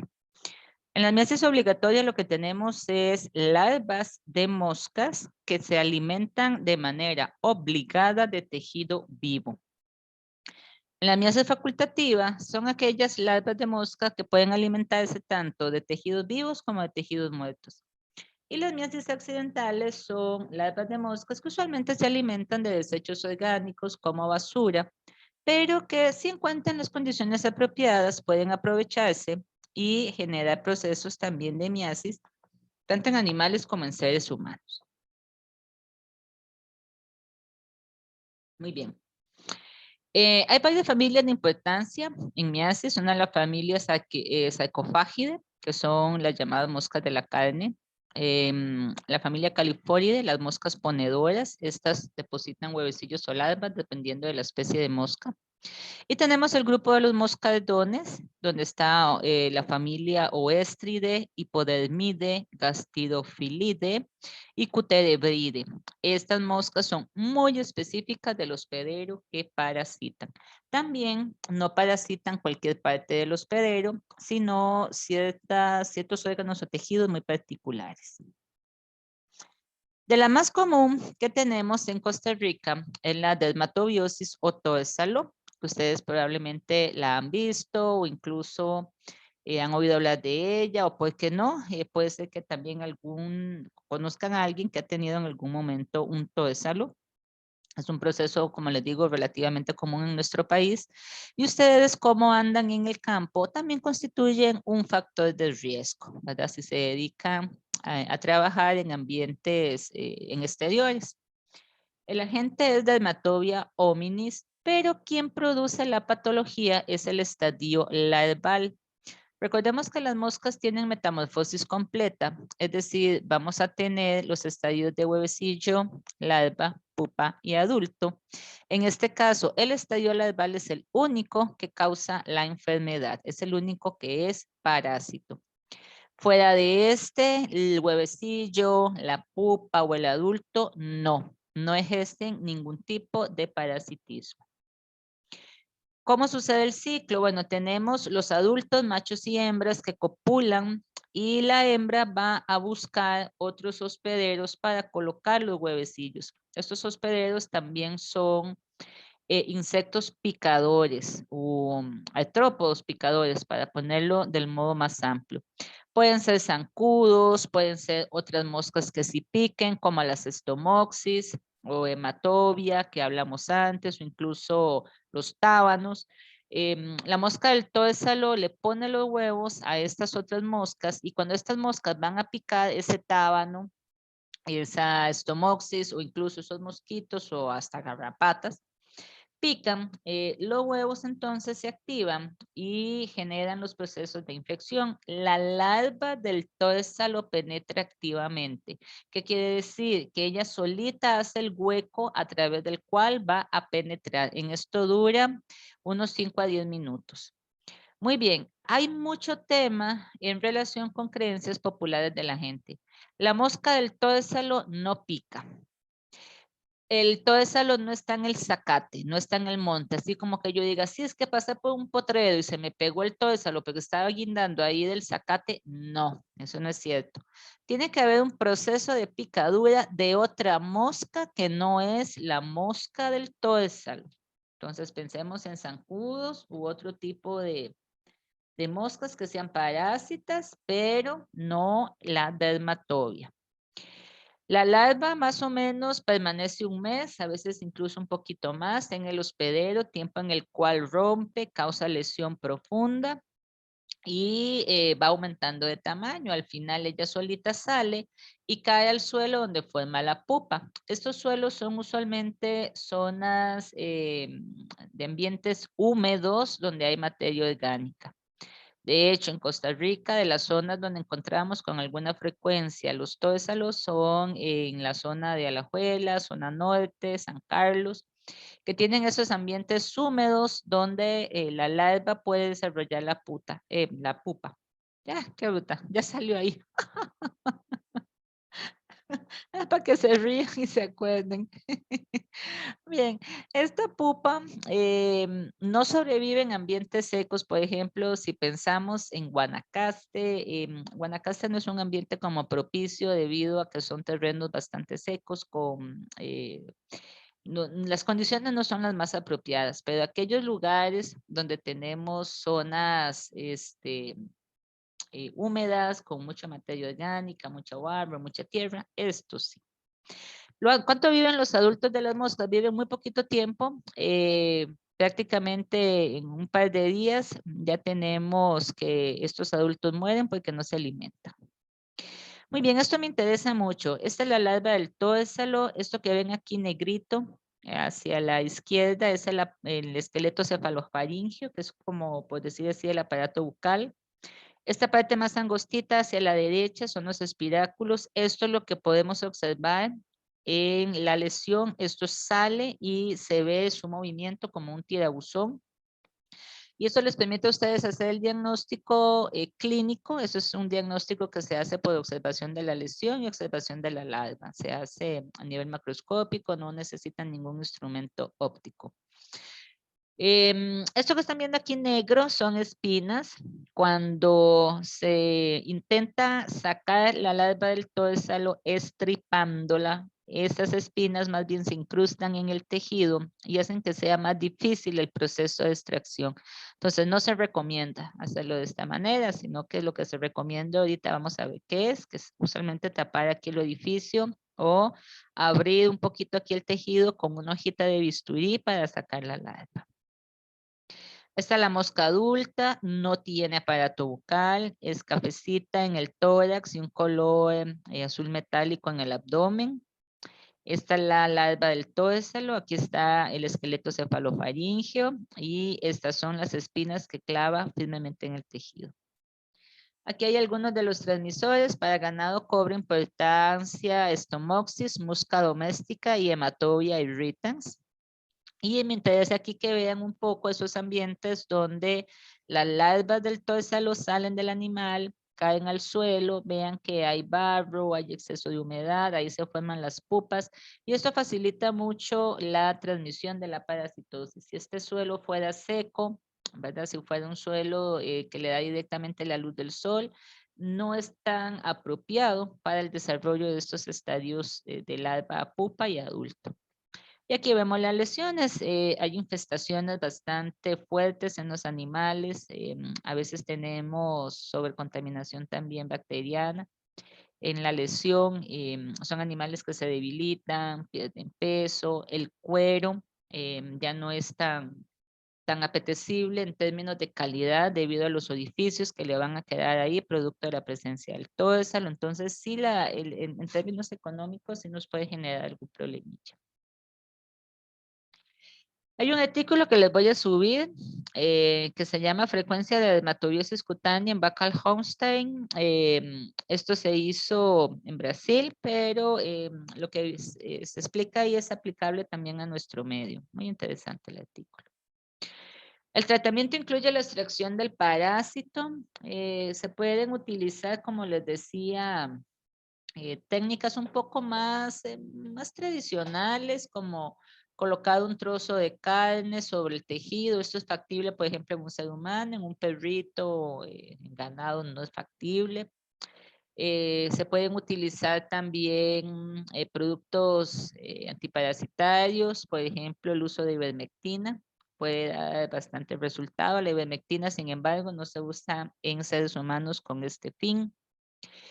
Una serie de creencias populares que poner gasolina, que poner, qué sé yo, plasticina, o que ponerle baigón, o sea, hay locuras, ustedes no se imaginan la gente que tan loca puede ser.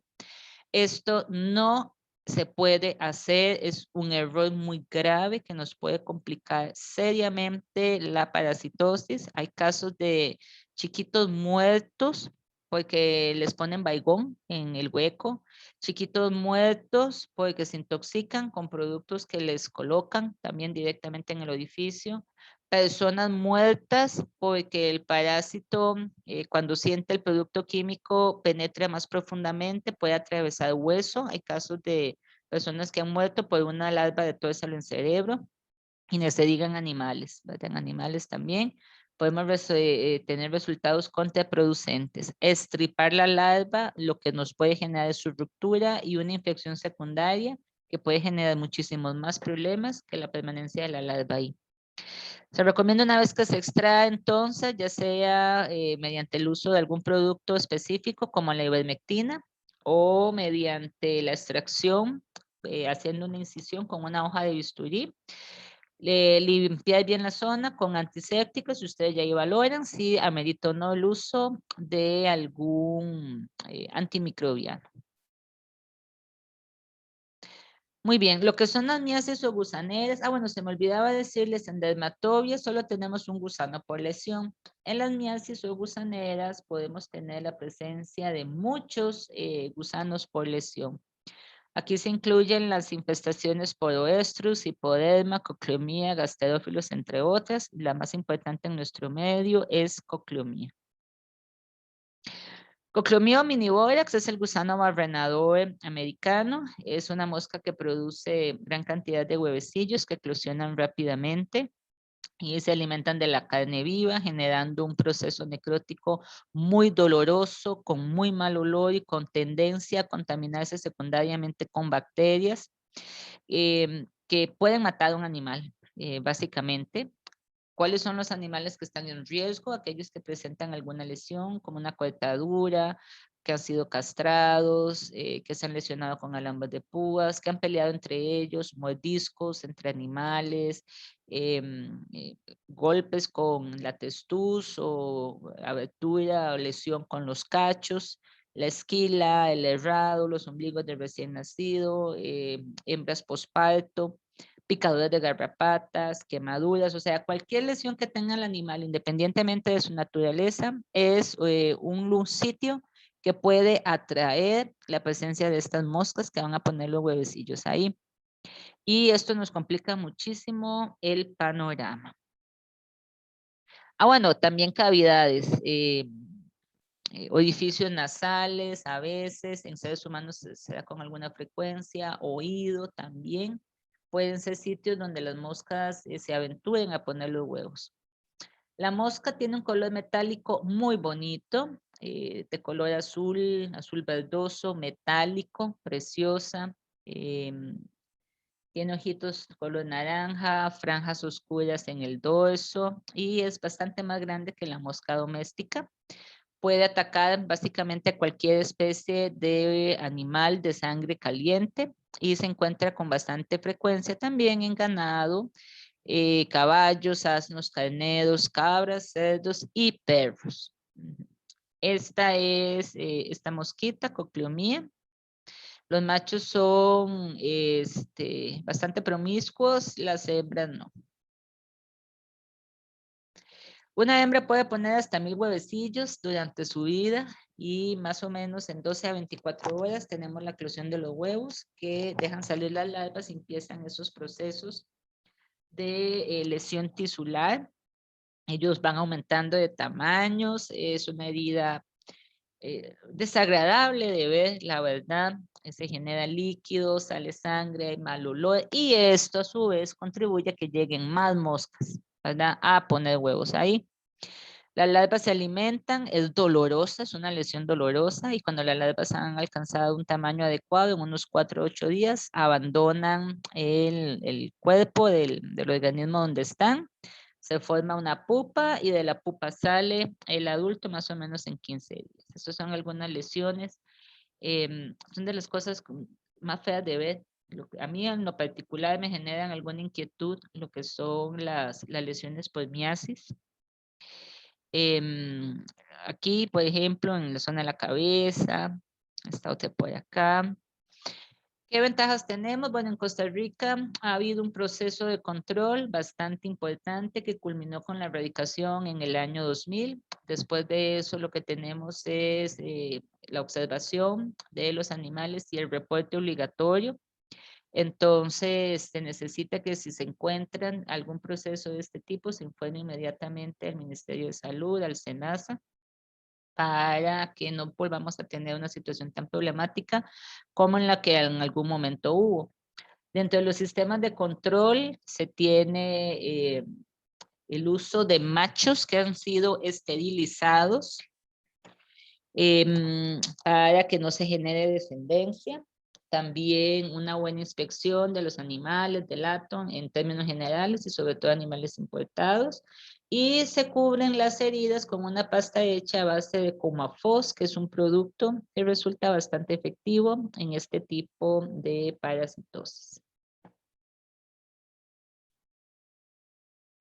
Oestros, estos son del grupo de los moscardones, no los tenemos en el país. Son moscas grandes que parecen abejas y ellas se caracterizan por parasitar internamente. Este está específicamente en senos nasales y paranasales. Y tenemos animales donde se les dificulta la respiración con estornudos, hay secreciones y bloqueos mecánicos. Aquí tenemos un animal, es un estudio post-mortem. Observen el tamaño de las larvas, son bastante grandes. En internet pueden encontrar algunas otras imágenes. Yo traté de no poner como muchas por lo mismo, para no herir susceptibilidades, empezando por la mía.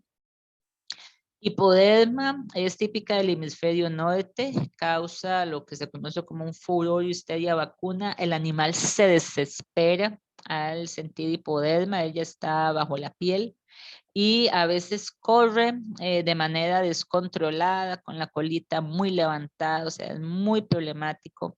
Ellas pueden estar, hacen una migración más bien por esófago y tejidos subcutáneos que se ubican en el dorso, caballos, vacas, incluso el ser humano.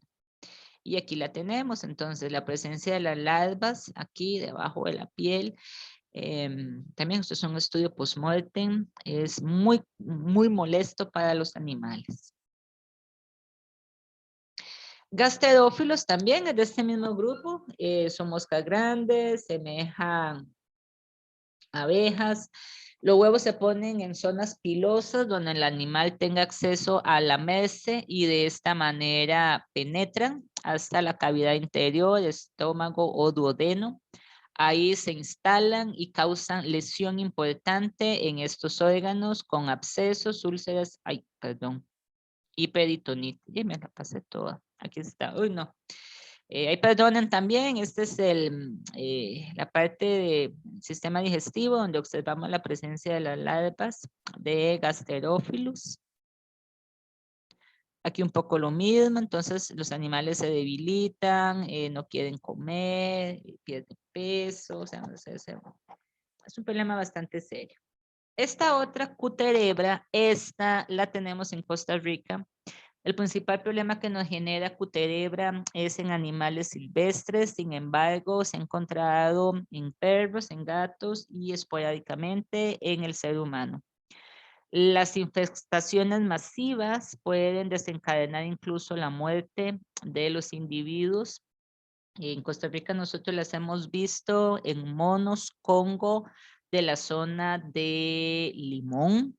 Eh, Son lesiones muy, muy feas en localizaciones donde el monito no tiene acceso a una adecuada limpieza, entonces los animales se debilitan, constituyen puertas de entrada para otros agentes patógenos y ya está el reporte se hizo en su momento. Y mira que les puedo subir ese articulito donde ven, viene la descripción de la presencia de este tipo de larvas en monos, como les digo, de Costa Rica. En algunos lugares constituyen un problema bastante serio. Vean que aquí, por ejemplo, en la ardilla, vean las lesiones, son muchas lesiones, son muy dolorosas. Ellas están consumiendo tejidos del animal, fluidos biológicos, sangre, entonces esos animalitos se debilitan. Es más factible que sean objeto de depredadores y son lesiones dolorosas. Esta es, la bajé de internet, es un caso que no es nacional, se presentó en un gatito. Vean el abultamiento en la nariz, aquí se le ve ya la partecita aquí negruzca de la larva. Eso lo que nos indica es que es una larva que ya ha estado bastante tiempo ahí metidita. Aquí es donde se da el proceso de extracción. Y como les mencionaba, el reporte que nosotros hicimos a nivel nacional junto con investigadores de la Universidad de Costa Rica fue en Mono Congo. Les voy a subir el artículo ahí al aula virtual. No, no es como para que se lo aprendan para el examen ni nada por el estilo, pero en algún momento que tengan curiosidad ahí le echan una leidita. Es impresionante realmente el tipo de lesión, el tamaño de la larva es sumamente grande y en algunos lugares los animales sí pueden verse muy parasitados. Bien, eso es para que se olviden de ese montón de imágenes feas y vean algo bonito. Tratamiento, bueno, lo que se recomienda es la extracción de las larvas de las moscas. No hay más, chiquillos. Tienen que extraer las larvas de forma mecánica, de una en una, ya sea tórsalo o ya sea las de las miasis, como vimos antes, o estas otras cuterebra. Se puede aplicar productos como la ivermectina. Bueno, ahí hay que ver la sensibilidad de cada animal en relación con ivermectina, los tiempos de retiro, ¿verdad? Esos son aspectos que ustedes tienen que tomar en cuenta. Siempre desinfectar la lesión, bueno, aplicar algún antiséptico, valorar la necesidad del uso de antibióticos si fuera el caso, para evitar infecciones secundarias. De las que no tenemos aquí, los tratamientos usualmente son tratamientos sistémicos, que son las que mencionamos antes, Gasterófilus, hipoderma, esas no las tenemos por dicha. Ujú. Pasamos entonces ahora a otra parasitosis, que es la tungiosis. La tunga es una pulga que encontramos con alguna frecuencia en los cerdos. En los cerdos no produce patología, pero cuando se afecta al ser humano, porque esto es una zoonosis, en el caso del ser humano sí tenemos lesiones bastante importantes que pueden llegar a ser muy problemáticas, con mutilación, pérdida del tejido, sobreinfección bacteriana, incluso se asocia al tétano. Tunga es una pulga. Tunga va a estar viviendo en el ambiente. Sin embargo, la hembra ha desarrollado una estrategia en la cual penetra la piel, ya sea del cerdo o de la persona, ella se queda ahí metidita y ahí empieza a liberar los huevos que salen al ambiente para continuar el ciclo de vida del parásito, su proceso de maduración, conformación de larva, pupa y adulto. Entonces, en este caso, la que es parásita es exclusivamente la hembra que va a estar ahí dentro del tejido. Los machos y las hembras, cuando han penetrado, se alimentan de sangre y casi no generan mayor problema. Entonces, la hembra se mete, queda aquí boca abajo, queda la parte posterior para afuera y por ahí salen los huevecillos. En el ser humano hay mucho prurito, hay dolor, inflamación, necrosis, o sea, es un hecho probable la contaminación bacteriana e importantísimo el tema del tétano. Clostridium tetani puede aprovecharse de este tipo de lesión, infectar a la persona, de ahí la importancia de que se revise el estatus de la vacuna del tétano en toda persona que tenga tunga. Y también podemos tener otras especies de Clostridium que puedan generarnos patología como gangrena. En este caso es un Clostridium perfringens, el que puede estar causando problemas. Y pues hay que dar tratamiento porque puede representar la amputación del miembro de la persona. Entonces hay que estar ahí atentitos a eso. Esto es en el ser humano, vean aquí la nigua o tunga, vean el tipo de lesión bastante severa, pica muchísimo, esto blanco que ven aquí son los huevecillos que ya han estado saliendo. Estos son los huevos de esa pulga. En los cerdos no hay patología, pero los cerdos constituyen un reservorio de la parasitosis. ¿Cuáles cerdos? Bueno, principalmente aquellos cerdos que aún se mantienen en condiciones más artesanales. Los cerdos que se mantienen ya en porquerizas más industrializadas, con mayor control, usualmente no se da la parasitosis, pero en cerdos que todavía conviven en el campo, con otros animales, con el ser humano, que andan sueltos. Aquí sí podríamos tener algunos problemas más serios. Yo he visto casos de tunga en Talamanca hace no poco tiempo, bueno, bien, hace no mucho tiempo. Vimos unos casos en Talamanca, una de las personas afectadas era un docente de la zona, tenía la lesión en la mano y estamos hablando de hace unos 2 o 3 años. Entonces, para que vean que la parasitosis está presente en el país y si hay que prestarle algún cuidado, ¿verdad? Ustedes eventualmente serían población de riesgo si están en contacto con zonas donde están las tungas y estos animales infectados, por lo que se recomienda el uso del calzado, la protección mecánica, para evitar la infección y ya si se infectan, eliminarlo, ¿verdad? Aquí estamos en los chanchitos también. ¿Cómo se elimina el parásito? Se da un proceso de extracción usualmente mediante la utilización de agujas estériles. Me voy a devolver un tirito, tal vez para que les quede más claro. Vean aquí que lo que se hace con la aguja, se levanta el tejidito alrededor y con una pinza se saca la tunga. Hay que extraerlas todas de una en una. Si no se extraen y la persona se rasca, podemos tener entonces sobrecontaminación bacteriana, como les dije, algunas muy graves, con Clostridium perfringens, que produce gangrena, o Clostridium tetani, que produciría el tétano. Recuerden que estas bacterias se encuentran en el suelo, ¿verdad? Y de ahí las puede adquirir. Entonces sacamos el parásito, se desinfecta la zona y se valora utilización de antibióticos. Esto es para el ser humano, en el cerdo no hay patología. Sí se dan las lesiones, porque sí se ha visto, mira qué tonta, yo tenía una foto de eso y se me olvidó ponerla. En las pezuñas de los cerdos se pueden ver las lesiones, obviamente, ya, yo no me imagino uno comprando una pezuña de chancho donde ven a las niguas, ya me vomité, ya me morí.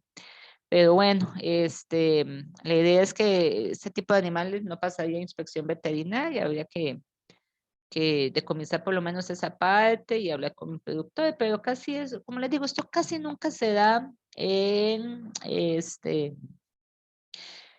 lugares donde se mantienen los cerdos de forma adecuada. Esto más que todo en lugares muy apartados, población indígena, zonas muy, muy rurales donde las personas todavía mantienen una cría bastante artesanal de los cerdos. Bien, ya para ir terminando, tenemos el tema de los piojos. Con los piojos tenemos piojos mordedores y piojos chupadores. Los grupos son malofagas, el piojo mordedor, el piojo picador o chupador es el anoplura. Los anoplura parasitan placentados, animales placentados. Los malofagas pueden parasitar aves y mamíferos también. Eso es interesante, lo pueden buscar ahí en internet, por qué los piojos eclosionan con sus propios pedos. Es vacilón, se van a reír un rato. Y en este orden, los piojos usualmente viven sobre los pelos, ¿verdad? O las plumas, en el caso de las aves. Ellos tienen estructuras que son garras, que les permiten asirse fuertemente a esos pelitos. El grosor del pelo determina el tipo de garra que va a ocupar el piojo. La transmisión es por contacto directo, animales que están en hacinamiento, muy cercanos uno de otro, una madre que se lo transmita a las crías y en el ser humano pues, se produce algo similar. Una transmisión directa por contacto estrecho prolongado, persona que conviva con otra, que pegue la cabeza, que hay un contacto bastante cercano, se puede dar la transmisión. Tanto en el ser humano como en los animales es una parasitosis complicadilla de controlar, sobre todo por las liendres, por el tratamiento, ¿verdad? Entonces ahí vamos a ir viendo esos detallitos. En los géneros del grupo de los Anoplura tenemos Hematopinus, en vacuno, caballo, cerdo, en infestaciones masivas. Tenemos producción de anemia, sobre todo ferropriva.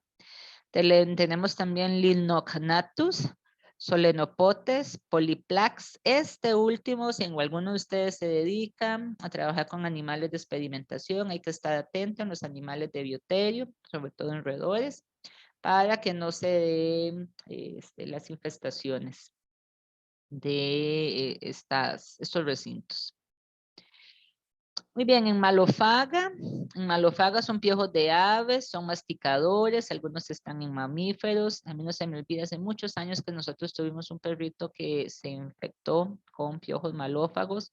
Se curó bastante sencillo con la aplicación de una pipetita, ¿verdad? Por dicha que se logró el control. Estos piojos se alimentan de queratina y otros componentes de la epidermis, pero sí generan problemas molestillos, sobre todo en relación con prurito, rascado excesivo. Se aprovechan de animales que están estabulados o en condiciones de hacinamiento. Los subórdenes son Ischnocera, Amblycera y Rincophthirida. Ya lo dije mal. Rincophthirina, termina en na. Aquí tenemos bovícola en ganados, tricodectes en cánidos, ese es el que tenía el perrillo, felícola en gatos. También tuvimos una gata, también hace muchos años. La ventaja es que, bueno, uno va adquiriendo conocimiento y también ya se va dando cuenta de tal vez algunos errores que en su momento se cometieron con el cuidado de los animales. Pero sí, ya es cuestión de estar atentos a la presencia del piojillo y de tratamiento. Eso se daba porque ya uno tenía los gatos y ahí andaban por el monte los gatos. Los perros andaban sueltos. Entonces, Y eso propicia que adquieran las parasitosis. Ahora, como no los mantienen más en el domicilio, es más difícil que esto se dé. Los tratamientos incluyen el champú a base de calvarilo y el caumafos o cumafos, como también lo escribe. Aquí es para que averigüen un poquito qué es eso del cumafos. Con los piojos mordedores me tomé la libertad de bajar información de este sitio web, www.veterinaria.org, y ahí siguen para allá, de este doctor Omar Barriga. Él desarrolló una clase muy bonita. Algunas de las imágenes que voy a ponerles aquí son de esa clase. Si quieren revisar el sitio, ¿verdad? Sería interesante que le echen una ojeadita, porque de pronto pueden encontrar algo ahí que tal vez yo haya omitido en lo que les voy a comentar. Nunca está de más. En los piojos mordedores tenemos Menacanthus, Lipeurus, Bovícola. Vean la forma, la cabecita, son bastante diferentes a los piojos picadores. Menacanthus lo podemos encontrar en gallinas. El parásito vive siempre sobre el hospedero, va a poner los huevos en las plumas, va a ocasionar mucho prurito. Son animales que van a estar con constante rascado, entonces les cuesta más ganar peso o incluso disminuyen la producción de huevos. Vean aquí cómo se van a dar ustedes cuenta que hay estas infestaciones. Bueno, observan los piojos y las liendres en las plumas o en la base de las plumas, ahí pegaba la piel, y un animal que se va a estar rascando y rascando y rascando y rascando. ¿Cómo se confirma? Bueno, ya lo ven. Básicamente es un diagnóstico que ustedes pueden hacer de forma directa mediante la observación del parásito. A veces no es necesario incluso el uso de instrumentos ópticos, sino que se pueden ver a simple vista o con una lupa, o eventualmente pueden recolectarlos y observarlos en un estereoscopio o en un microscopio. Entonces, ¿qué nos va a llamar la atención en los animales? Estos procesos de intranquilidad, raspado, pueden encontrarse las liendres vacías incluso. El tratamiento incluye las aspersiones con líquidos o el polvo a presión. Importante el tema del control ambiental, dónde están esas aves. Si ustedes tratan solo a las aves, pero no tratan el tema ambiental, de pronto puede ser que se generen nuevas infestaciones. Las avermectinas no funcionan muy bien. Y en la parte de epidemiología, los animales que tienden a mantenerse en hacinamiento son los que son más susceptibles. Gallina ponedora, por ejemplo. Y ojo, cuando se introducen aves nuevas, hay que darles un periodo de cuarentena. Hay que revisar que no vengan con parásitos de ningún tipo antes de introducirlas en los galpones. El control, bueno, es esa revisión minuciosa de las aves nuevas, perdón, que están entrando a los gallineros. Una revisión periódica, ustedes con base en la experiencia que vayan adquiriendo o lo que ya se tenga establecido, pueden determinar cada cuánto deben darse estas inspecciones, cada 15, cada 22, no sé, cada semana, dependiendo de los grados de infestación o de problema que se hayan generado. Y por supuesto hacer un buen diagnóstico. ¿Por qué? Porque pueden haber otras parasitosis que estén generando problemas que no necesariamente son los piojos, y es importante hacer un buen diagnóstico para dar el tratamiento apropiado. Aquí tenemos ejemplos de piojos picadores y mordedores. Hematofinus y Lindognatus son picadores. El mordedor es el bovícola. Vean la forma de la cabecita, muy importante. Creo que lo que más nos puede estar llamando ahí la atención, además de las garritas, Hematofinus y Lindognatus son picadores, entonces tienen la cabecita más aguzada. Bovícola es mordedor, tiene la cabecita más gruesa. En un piojo picador, el ejemplo es Hematopinus suis. Es básicamente lo mismo. Tenemos animales infestados con la presencia de los piojos en la piel, el pelo. En los pelos van a pegar las liendres. Las liendres las pegan con una sustancia de cemento que hacen que no se caigan. Por eso es que es tan difícil eliminarlas. Yo no sé si alguno tuvo piojos en algún momento. Que recuerden que las liendres había que sacarlas de forma manual, ya sea con las uñas o con peines finos. Aquí es lo mismo, son huevos que van a estar pegados firmemente a los pelitos del animal. Salen los estadios inmaduros, que son estadios ninfales, que van aumentando de tamaño hasta convertirse en los piojos adultos que copulan y otra vez empieza el ciclo de nuevo. Es un parasitismo permanente, estacionario, con hematofagia. Entonces ahí tenemos, ven los piojos, ven los animalitos, hay prurito, el animal se desespera, pasa rascándose, se lesiona, pueden haber contaminaciones secundarias con bacterias, de pronto pierde apetito, no hay una buena ganancia de peso, si las infestaciones son masivas, tenemos pérdida importante de sangre, entonces todo esto contribuye a que el animal no se desarrolle adecuadamente. En bovinos y équidos es básicamente lo mismo. La piel de los animales se ve deteriorada, pueden ver parches, con costras, alopécicos en algunos casos. La alopecia viene dada básicamente porque el animal se rasca contra alguna superficie y se va arrancando ahí el pelito, se va lastimando la piel. ¿Cómo se puede tratar? En algunos casos, mediante baños, mediante rozamiento, mediante la aplicación de productos sistémicos. Ahí pues depende un poquito del producto y cómo sea su aplicación. Estos piojos picadores entonces se reconocen a simple vista, son aplanados dorsoventralmente, tienen 6 patitas, no tienen alas, tienen el aparato bucal. Tienen metamorfosis incompleta o hemimetabolia, ¿verdad? Con huevecillos, ninfa y adultos. La importancia médica básicamente es todo lo relacionado con la picazón, los procesos de hematofagia. La saliva genera ahí algún problema, un escozor, hay rascado, inflamación, alopecia, coagulaciones, infecciones secundarias, disminución en la producción de carne, de leche, de lana, de leche, perdón, dije leche, de leche y de lana, o no. Los tratamientos, entonces, importantísimo hacer las repeticiones en los tiempos requeridos. Usualmente los productos no matan a los parásitos que están dentro de las liendres, por lo tanto, hay que reaplicar el producto. Mucho cuidado con los tiempos de retiro, dependiendo del uso que se le vayan a dar a estos animales.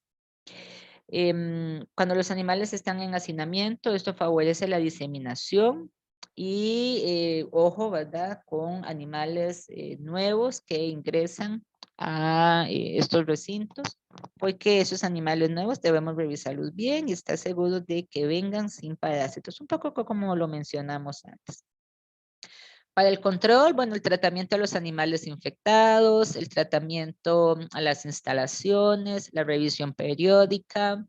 Y en el caso de animales como los caballos, donde se pueden compartir, qué sé yo, las monturas o cosas así por el estilo, este puede ser un vehículo que traslade los piojos de un caballito a otro. Entonces, mucho ojo con esto, atentos a una buena limpieza, ¿verdad? De este tipo eh,